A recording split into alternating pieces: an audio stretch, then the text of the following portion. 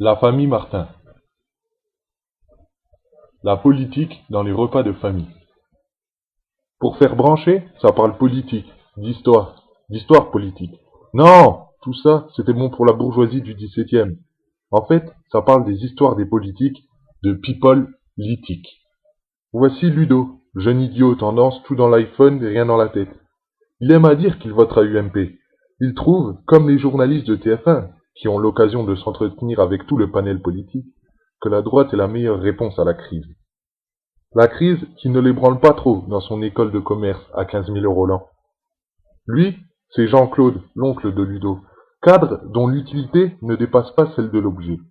Il est du genre deux portables sur la table, le boulot et le perso, connectés à l'open space en permanence. Il cautionne Ludo, son neveu, et il adhère d'autant plus à l'UMP que ça fait chier les Arabes que l'on vote pour eux. Mais ça, sa bien-pensance n'empêche de le mentionner.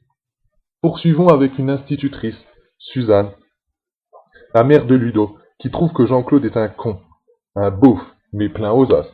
Suzanne, gauchiste raffinée, qui lit du Marc Lévy et des tas de bouquins de politique de tous bords, écrits par des prête-noms, plagiés ou reléguant la philosophie au roman.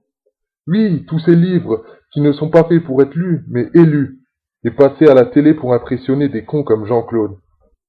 Ah, Suzanne, femme moderne exemplaire. On la retrouve aussi du côté des opprimés, enfin, plutôt des minorités.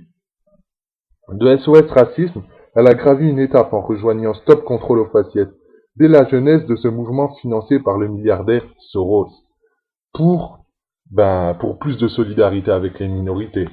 Et si en même temps une promotion dans l'association se présente, c'est tout bénef. Comme le milliardaire Warren Buffett, cette gauchiste est pour le fait de taxer les riches, et contre le diktat des agences de notation, possédées par ce même Buffett. Oui, Suzanne Martin est très ouverte, et pour la liberté d'expression totale. Poursuivons avec Jeannette, la femme de Jean-Claude, qui se contrefout de la politique et de la people litique. Elle trouve son shoot d'émotion dans les séries américaines, mais à son âge, il faut faire semblant de s'intéresser. Elle a donc le choix entre l'infatigable « tous des cons » ou faire semblant. Sa technique, mimer son mari qui singe la télé. À chaque question, elle se demande « qu'est-ce que mon mari dirait ?» Bref, du pavlovisme au carré. Le résultat, une réflexion proche de néant.